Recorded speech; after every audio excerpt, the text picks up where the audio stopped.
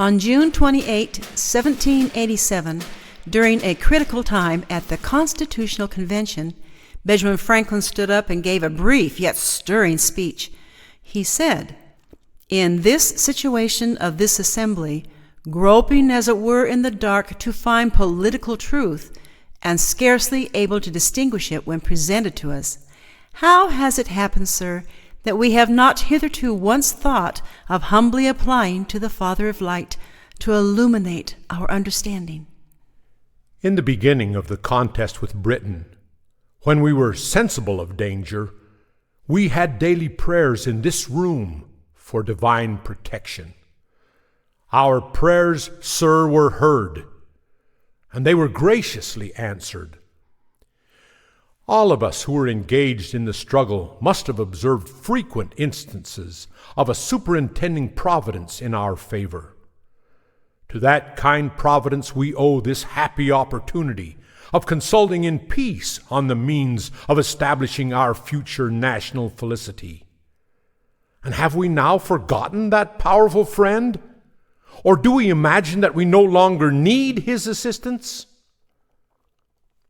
I have lived, sir, a long time, and the longer I live, the more convincing proofs I see of this truth, that God governs in the affairs of men. And if a sparrow cannot fall to the ground without his notice, is it probable that an empire can rise without his aid? We have been assured, sir, in the sacred writings, that except the Lord build the house, they labor in vain that build it. I firmly believe this, and I also believe that without his concurring aid, we shall succeed in this political building no better than the builders of Babel. We shall be divided by our little partial local interests. Our projects will be confounded, and we ourselves shall become a reproach and a byword down to future ages. And what is worse, mankind may hereafter, from this unfortunate instance, despair of establishing government by human wisdom, and leave it to chance, war, or conquest. I, therefore, beg leave to move that hereafter prayers, imploring the assistance of heaven and its blessing on our deliberations, be held in this assembly every morning before we proceed to business. George Washington, in his first inaugural address on April 30th, 1789, said, "No people can be found to acknowledge and adore the invisible hand which conducts the affairs of men more than the people of the United States. Every step by which they have advanced to the character of an independent nation seems to have been distinguished by some token of providential agency."